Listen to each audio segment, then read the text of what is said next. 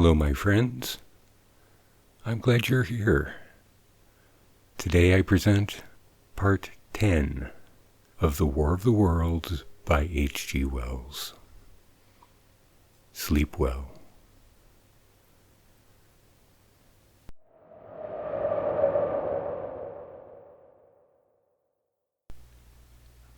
The War of the Worlds, Book 2, The Earth Under the Martians.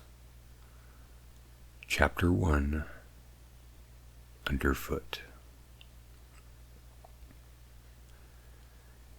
In the first book, I have wandered so much from my own adventures to tell of the experiences of my brother, that all through the last 2 chapters I and the curate have been lurking in the empty house at Halliford, whither we fled to escape the black smoke. There I will resume. We stopped there all Sunday night, and all the next day, the day of the panic, in a little island of daylight, cut off by the black smoke from the rest of the world. We could do nothing but wait, in an aching inactivity during those 2 weary days. My mind was occupied by anxiety for my wife. I figured her at Leatherhead, terrified, in danger, mourning me already as a dead man. I paced the rooms and cried aloud when I thought of how I was cut off from her, of all that might happen to her in my absence. My cousin, I knew, was brave enough for an emergency, but he was not the sort of man to realize danger quickly, to rise promptly. What was needed now was not bravery, but circumspection. My only consolation was to believe that the Martians were moving Londonward and away from her. Such vague anxieties keep the mind sensitive and painful. I grew weary and irritable with the curate's perpetual ejaculations. I tired of the sight of his selfish despair. After some ineffectual remonstrance, I kept away from him, staying in a room containing globes, forms, and copybooks that was evidently a child's schoolroom. When at last he followed me thither, I went to a box room at the top of the house and locked myself in order to be alone with my aching miseries. We were hopelessly hemmed in by the black smoke all that day, and the morning of the next. There were signs of people in the next house on Sunday evening, a face at a window, and moving lights, and later the slamming of a door. But I do not know who these people were, nor what became of them. We saw nothing of them the next day. The black smoke drifted slowly riverward all through Monday morning, creeping nearer and nearer to us, driving at long last the roadway outside the house that hid us. A Martian came across the fields about midday, laying the stuff with a jet of superheated steam that hissed against the walls, smashed all the windows it touched, and scalded the curate's hand as he fled out of the front room. When at last we crept across the sodden rooms and looked out again, the country northward was as though a black snowstorm had passed over it. Looking towards the river, we were astonished to see an unaccountable redness mingling with the black of the scorched meadows. For a time, we did not see how this change affected our position, save that we were relieved of our fear of the black smoke. But later I perceived that we were no longer hemmed in, that now we might get away. So soon as I realized the way of escape was open, my dream of action returned. But the curate was lethargic, unreasonable. "We are safe here," he repeated. "Safe here." I resolved to leave him. Would that I had. Wiser now for the artilleryman's teaching, I sought out food and drink. I had found oil and rags for my burns, and I also took a hat and a flannel shirt that I found in one of the bedrooms. When it was clear to him that I meant to go alone, had reconciled myself to going alone, he suddenly roused himself to come. And, all being quiet throughout the afternoon, we started, as I should judge, about 5, along the blackened road to Sunbury. In Sunbury, and at intervals along the road, were dead bodies lying in contorted attitudes, horses as well as men, overturned carts and luggage, all covered thickly with black dust. That pall of cindery powder made me think of what I had read of the destruction of Pompeii. We got to Hampton Court without misadventure, our minds full of strange and unfamiliar appearances, and at Hampton Court our eyes were relieved to find a patch of green that had escaped the suffocating drift. We went through Bushy Park, with its deer going to and fro under the chestnuts, and some men and women hurrying in the distance towards Hampton, and so came to Twickenham. These were the first people we saw. Away across the road, the woods beyond Ham and Petersham were still afire. Twickenham was uninjured by either heat ray or black smoke, and there were more people about here, though none could give us news. For the most part, they were like ourselves, taking advantage of a lull to shift their quarters. I have an impression that many of the houses here were still occupied by scared inhabitants, too frightened even for flight. Here, too, the evidence of a hasty rout was abundant along the road. I remember most vividly 3 smashed bicycles in a heap, pounded into the road by the wheels of subsequent carts. We crossed Richmond Bridge about 8:30. We hurried across the exposed bridge, of course, but I noticed floating down the stream a number of red masses, some many feet across. I did not know what these were. There was no time for scrutiny, and I put a more horrible interpretation on them than they deserved. Here again, on the Surrey side, was black dust that had once been smoke, and dead bodies a heap near the approach to the station, and never a sight of the Martians until we were some way towards Barnes. We saw in the blackened distance a group of 3 people running down a side street towards the river, but otherwise it seemed deserted. Up the hill, Richmond town was burning briskly. Outside the town of Richmond, there was no trace of the black smoke. Then, suddenly, as we approached Kew, came a number of people running, and the upper works of a Martian fighting machine loomed in sight over the housetops, not 100 yards away from us. We stood aghast at our danger, and had he looked down, we must immediately have perished. We were so terrified that we dared not go on, but turned aside and hid in a shed in a garden. There the curate crouched, weeping silently and refusing to stir again. But my fixed idea of reaching Leatherhead would not let me rest, and in the twilight I ventured out again. I went through a shrubbery and along a passage beside a big house standing on its own grounds, and so emerged upon the road towards Kew. The curate I left in the shed, but he came hurrying after me. That second start was the most foolhardy thing I ever did, for it was manifest the Martians were about us.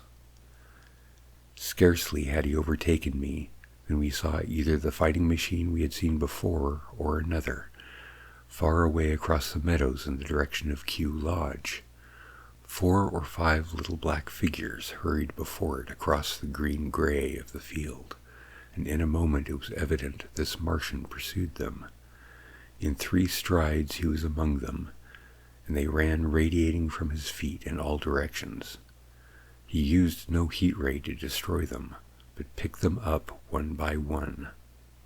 Apparently he tossed them into the great metallic carrier which projected behind him, much as a workman's basket hangs over his shoulder. It was the first time I realized the Martians might have any other purpose than destruction with defeated humanity. We stood for a moment petrified, then turned and fled through a gate behind us into a walled garden, fell into rather than found a fortunate ditch, and lay there, scarce daring to whisper to one another until the stars were out. I suppose it was nearly 11 at night before we gathered courage to start again, no longer venturing into the road, but sneaking along hedgerows and through plantations, and watching keenly through the darkness, he on the right and I on the left, for the Martians, who seemed to be all about us. In one place we blundered upon a scorched and blackened area, now cooling and ashen, and a number of scattered dead bodies of men, burnt horribly about the heads and bodies, but with their legs and boots mostly intact, and of dead horses, 50 feet perhaps, behind a line of 4 ripped guns and smashed gun carriages.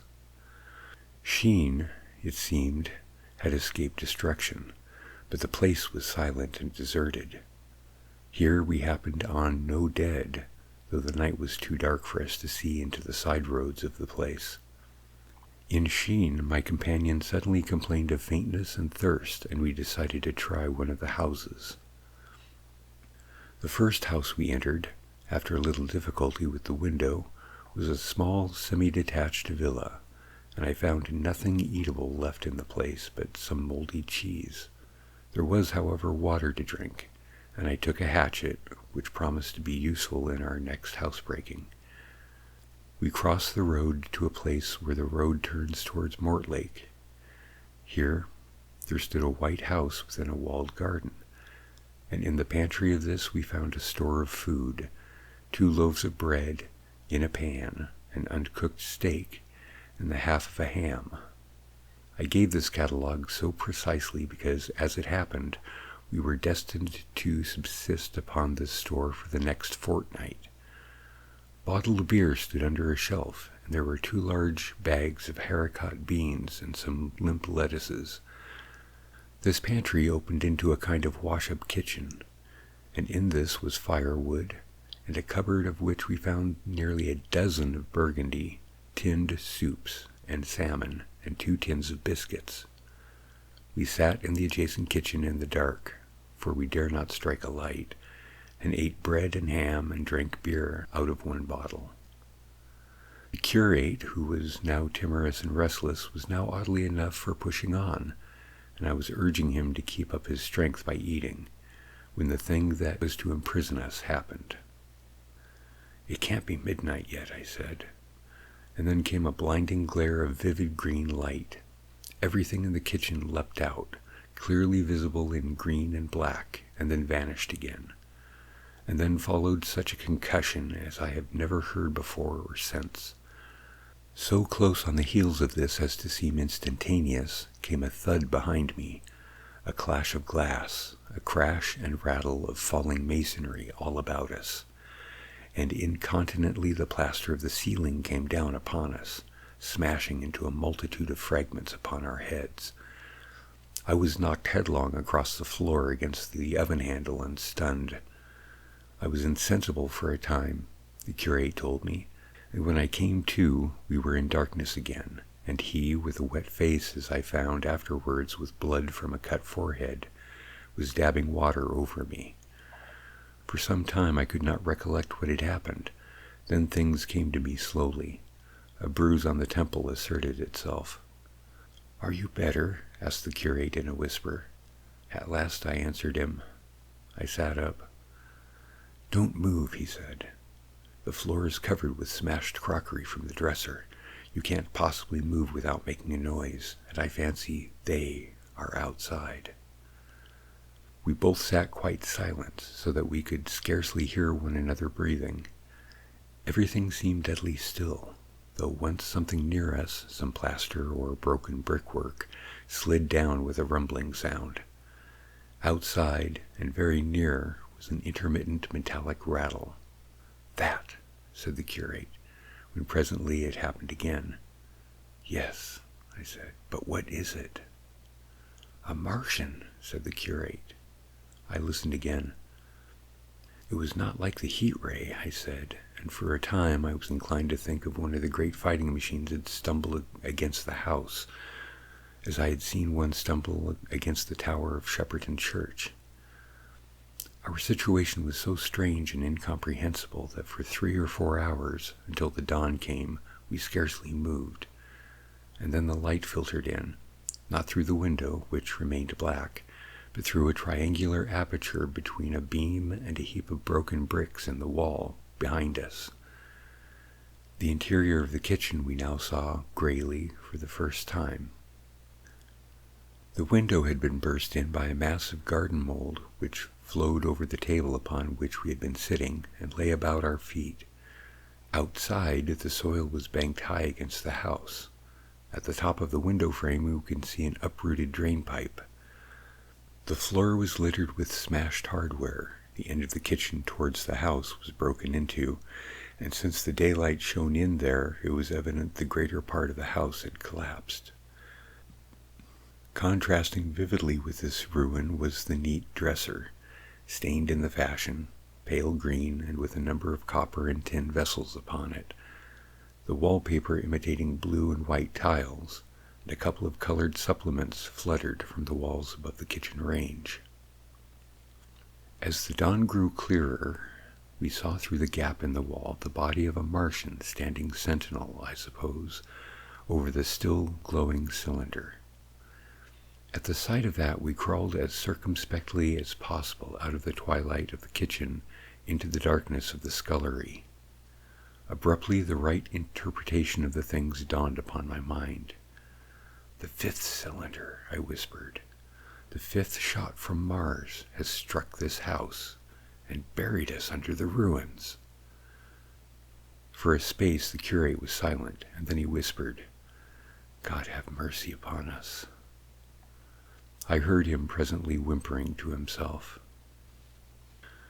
Save for that sound, we lay quiet still in the scullery. I, for my part, scarce dared breathe, and sat with my eyes fixed on the faint light of the kitchen door. I could just see the curate's face, a dim oval shape, and his collar and cuffs. Outside there began a metallic hammering, and then a violent hooting, and then, after a quiet interval, a hissing, like the hissing of an engine. These noises, for the most part problematical, continued intermittently, and seemed, if anything, to increase in number as the time wore on. Presently, a measured thudding and a vibration that made everything about us quiver and the vessels in the pantry ring and shift began and continued. Once the light was eclipsed, and the ghostly kitchen doorway became absolutely dark. For many hours we must have crouched there, silent and shivering, until our tired attention failed. At last I found myself awake and very hungry. I am inclined to believe we must have been the greater portion of a day before that awakening. My hunger was at a stride so insistent that it moved me to action. I told him I was going to seek food, and felt my way towards the pantry. He made me no answer, but so soon as I began eating, the faint noise I made stirred him to action, and I heard him crawling after me.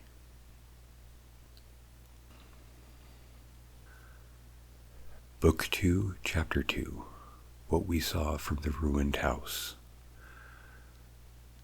After eating, we crept back to the scullery, and there I must have dozed again, for when presently I stirred, I was alone. The thudding vibration continued with wearisome persistence. I whispered for the curate several times, and at last felt my way to the door of the kitchen. It was still daylight, and I perceived him across the room, lying against the triangular hole that looked out upon the Martians.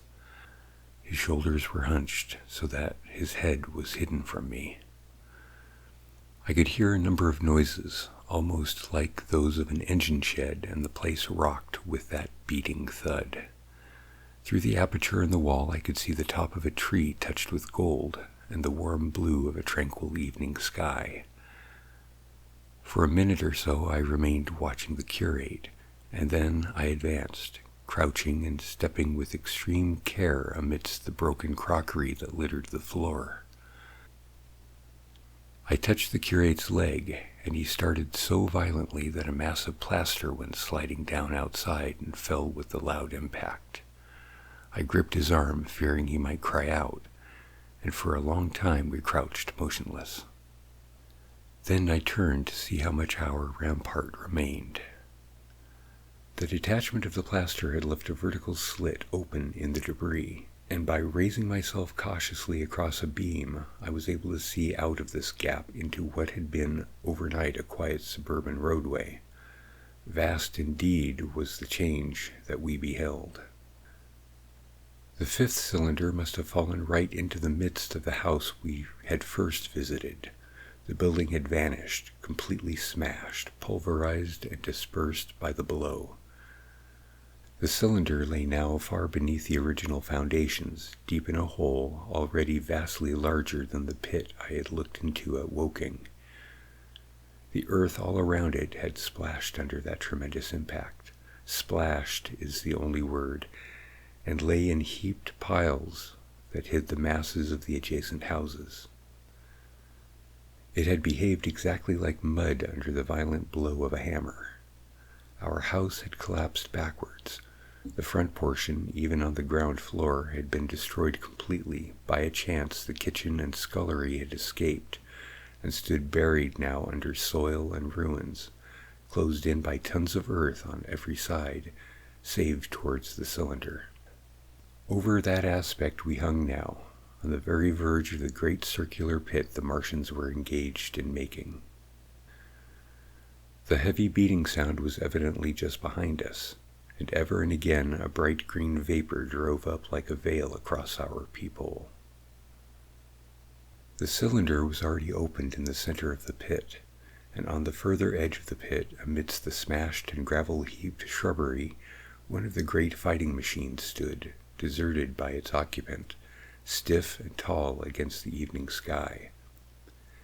At first I scarcely noticed the pit or the cylinder, although it had been convenient to describe them first, on account of the extraordinary glittering mechanism I saw, busy in the excavation, and on account of the strange creatures that were crawling slowly and painfully across the heaped mold near it. The mechanism, it certainly was, held my attention first. It was one of those complicated fabrics that had since been called handling machines, and the study of which has already given such an enormous impetus to terrestrial invention. As it dawned upon me first, it presented a sort of metallic spider with 5 jointed, agile legs, and with an extraordinary number of jointed levers, bars, and reaching and clutching tentacles about its body. Most of its arms were retracted, but with 3 long tentacles it was fishing out a number of rods, plates, and bars which lined the covering of, and apparently strengthened the walls of, the cylinder. These, as it extracted them, were lifted out and deposited upon a level surface of earth behind it. Its motion was so swift, complex, and perfect that at first I did not see it as a machine, in spite of its metallic glitter. The fighting machines were coordinated and animated to an extraordinary pitch, but nothing to compare with this. People who have never seen these structures, and have only the ill-imagined efforts of artists or the imperfect descriptions of such eyewitnesses as myself to go upon, scarcely realize that living quality. I recall particularly the illustration of one of the first pamphlets to give a consecutive amount of the war.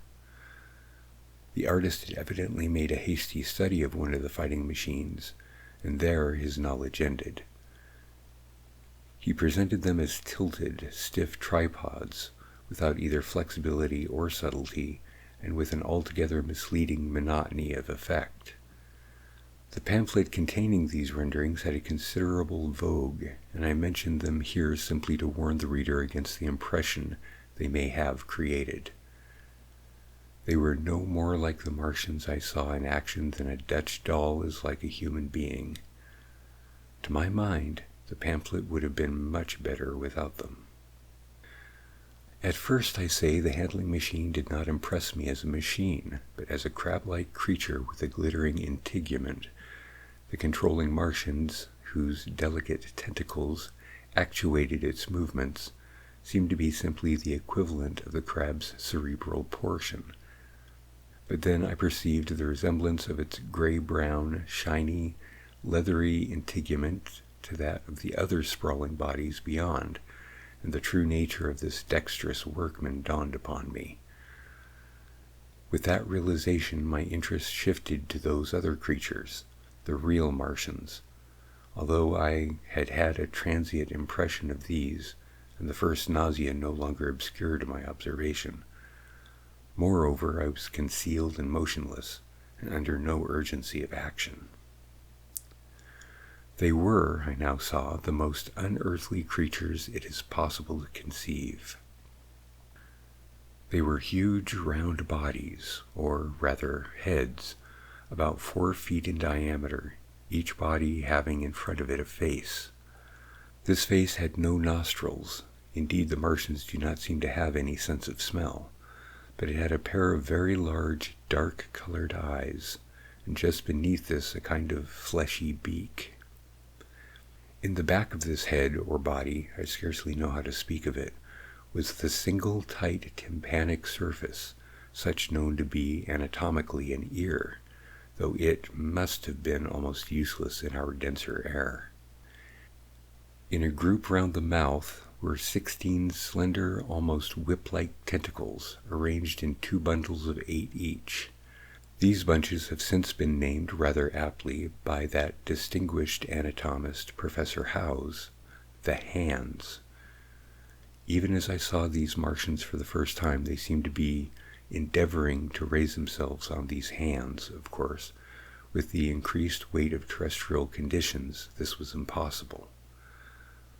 There is reason to suppose that on Mars they may have progressed upon them with some faculty. The internal anatomy, I may remark here, dissection has since shown, was almost equally simple. The greater part of the structure was the brain, sending enormous nerves to the eyes, ear, and tactile tentacles. Besides this were the complex lungs, into which the mouth opened, and the heart and its vessels.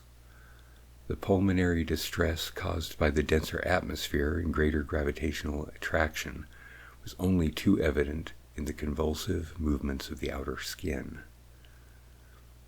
And this was the sum of the Martian organs.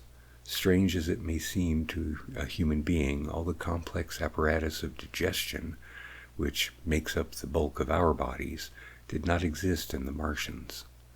They were heads, merely heads. Entrails they had none. They did not eat, much less digest.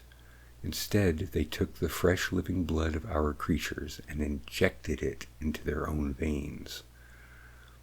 I have myself seen this being done, as I shall mention in its place, but squeamish as I may seem, I cannot bring myself to describe what I could not endure, even to continue watching. Let it suffice, blood obtained from a still living animal, in most cases from a human being, was run directly by means of a little pipette into the recipient canal. The bare idea of this is no doubt horribly repulsive to us, but at the same time I think that we should remember how repulsive our carnivorous habits would seem to an intelligent rabbit.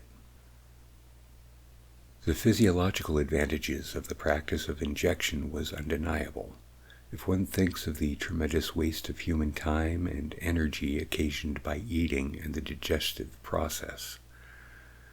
Our bodies are made up of glands and tubes and organs occupied in turning heterogeneous food into blood.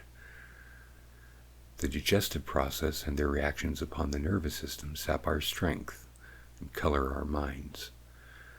Men go happy or miserable as they have healthy or unhealthy livers, or sound gastric glands. But the Martians were lifted above all these organic fluctuations of mood and emotion.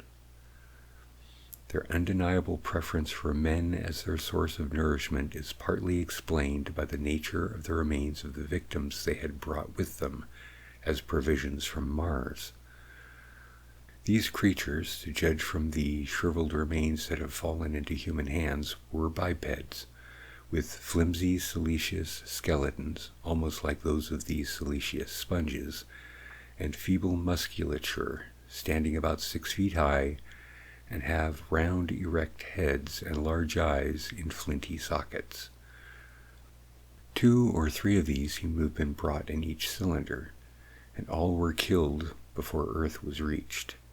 It was just as well for them, for the mere attempt to stand upright upon our planet would have broken every bone in their bodies. And while I am engaged in this description, I may add in this place certain further details which, although they were not all evident to us at the time, will enable the reader who is unacquainted with them to form a clearer picture of these offensive creatures. In 3 other points their physiology differed strangely from ours. Their organisms did not sleep any more than the heart of man sleeps, since they had no extensive musculature mechanism to recuperate. That periodical extinction was unknown to them. They had little or no sense of fatigue, it would seem. On Earth they can never have moved without effort, yet even to the last they kept in action. In 24 hours they did 24 hours of work, as even on Earth is perhaps the case with the ants. In the next place, wonderful as it seems in a sexual world, the Martians were absolutely without sex, and therefore without any of the tumultuous emotions that arise from that difference among men. A young Martian, there can now be no dispute, was really born upon Earth during the war, and it was found attached to its parent, partially budded off, just as young lily buds bud off, or the young animals in the freshwater polyp. In man, in all the higher terrestrial animals, such a method of increase has disappeared, but even on this earth, it was certainly the primitive method. Among the lower animals, up even to those first cousins of the vertebrated animals, the tunicates, the 2 processes occur side by side, but finally the sexual method superseded its competitor altogether. On Mars, however, just the reverse has apparently been the case. It is worthy of remark that a certain speculative writer of quasi-scientific repute, writing long before the Martian invasion, did forecast for man a final structure not unlike the actual Martian condition. His prophecy, I remember, appeared in November or December of 1893, in a long-defunct publication, the Pall Mall Budget, and I recall a caricature of it in a pre-Martian periodical called Punch. He pointed out, writing in a foolish, facetious tone, that the perfection of mechanical appliances must ultimately supersede limbs, the perfection of chemical devices, digestion, that such organs as hair, external nose, teeth, ears, chin were no longer essential parts of the human being, and that the tendency of natural selection would lie in the direction of their steady diminution through the coming ages. The brain alone remained a cardinal necessity. Only one other part of the body had a strong case for survival, and that was the hand, teacher and agent of the brain. While the rest of the body dwindled, the hands would grow larger. There is many a true word written in jest, and here in the Martians we have beyond dispute the actual accomplishment of such a suppression of the animal side of the organism by the intelligence. To me, it is quite credible that the Martians may be descended from beings not unlike ourselves, by a gradual development of brain and hands, the latter giving rise to the 2 bunches of delicate tentacles at last, at the expense of the rest of the body. Without the body, the brain would of course become a more selfish intelligence, without any of the emotional substratum of the human being. The last salient point in which the systems of these creatures differed from ours was in what one might have thought a very trivial particular. Microorganisms, which cause so much disease and pain on Earth, have either never appeared on Mars, or Martian sanitary science eliminated them ages ago. 100 diseases, all the fevers and contagions of human life, consumption, cancers, tumors, and such morbidities, never enter the scheme of their life. And speaking of the differences between the life on Mars and terrestrial life, I may allude here to the curious suggestions of the red weed. Apparently, the vegetable kingdom in Mars, instead of having green for a dominant color, is of a vivid blood-red tint. At any rate, the seeds which the Martians, intentionally or accidentally, brought with them gave rise in all cases to red-colored growths. Only that known popularly as the red weed, however, gained any footing in competition with terrestrial forms. The red creeper was quite a transitory growth, and few people have seen it growing. For a time, however, the red weed grew with astonishing vigor and luxuriance. It spread up the sides of the pit by the third or fourth day of our imprisonment, and its cactus-like branches formed a carmined fringe to the edges of our triangular window. And afterwards I found it broadcast throughout the country, and especially wherever there was a stream of water. The Martians had what appears to have been an auditory organ, a single round drum at the back of the head body, and eyes with a visual range not very different from ours, except that, according to Phillips, blue and violet were as black to them. It is commonly supposed that they communicated by sounds and tentacular gesticulations. This is asserted, for instance, in the able but hastily compiled pamphlet, written evidently by someone not an eyewitness of Martian actions, to which I have already alluded, and which so far has been the chief source of information concerning them. Now, no surviving human being saw so much of the Martians in action as I did.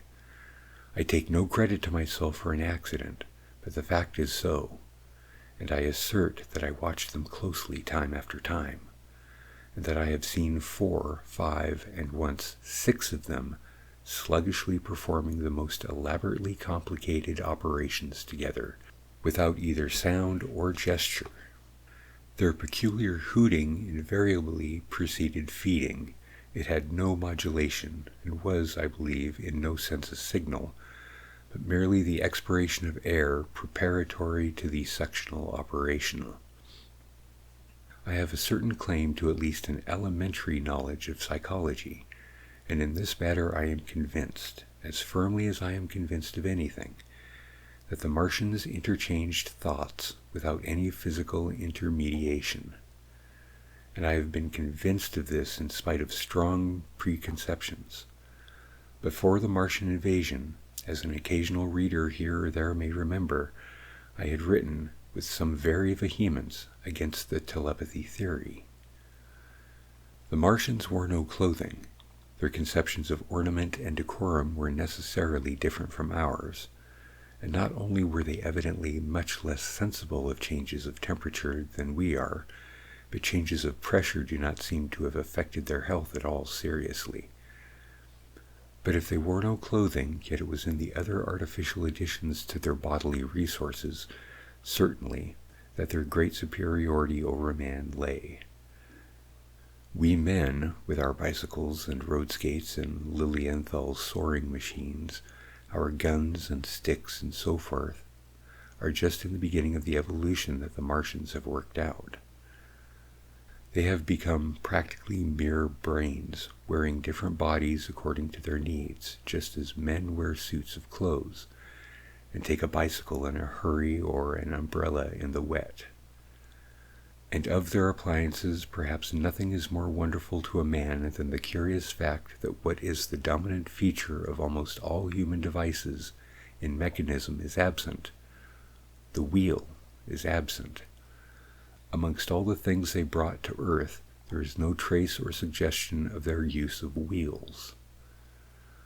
One would have at least expected it in locomotion, and in this connection it is curious to remark that even on this earth nature has never hit upon the wheel, or has preferred other expedients to its development. And not only did the Martians either not know of, which is incredible, or abstain from the wheel, but in their apparatus singularly little use is made of the fixed pivot, or relatively fixed pivot with circular motions thereabout confined to one plane. Almost all of the joints of the machinery present a complicated system of sliding parts moving over small but beautifully curved friction bearings. And while upon this matter of detail, it is remarkable that the long leverages of their machines are in most cases actuated by a sort of sham musculature of discs in an elastic sheath. These discs become polarized and drawn closer and powerfully together when traversed by a current of electricity. In this way, the curious parallelism to animal motions, which was so striking and disturbing to the human beholder, was attained. Such quasi-muscles abounded in the crab-like handling machine, which I watched unpacking the cylinder, in my first peeping out of the slit. It seemed infinitely more alive than the actual Martians lying beyond it in the sunset light, panting, stirring ineffectual tentacles, and moving feebly after their vast journey across space. While I was still watching their feeble motions in the sunlight and noting other strange detail of their form, the curate reminded me of his presence by pulling violently at my arm. I turned to a scowling face and silent, eloquent lips. He wanted the slit, which permitted only one of us to peep through at a time, and so I had to forego watching them for a time while he enjoyed that privilege. When I looked again, the busy handling machine had already put together several of the pieces of apparatus it had taken out of the cylinder into a shape having an unmistakable likeness of its own, and down to the left a busy little digging mechanism had come into view, emitting jets of green vapor and working its way round the pit, excavating and embanking in a methodical and discriminating manner. This it was had caused the regular beating noise, the rhythmic shocks that had kept our ruinous refuge quivering.